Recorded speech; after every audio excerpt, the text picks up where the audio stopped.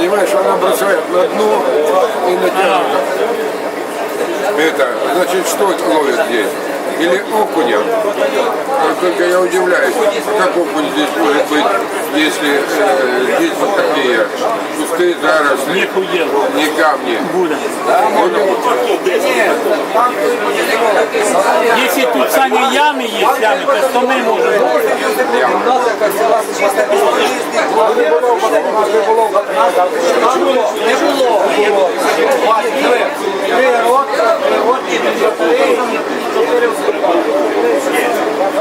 Вони считалися наш фул.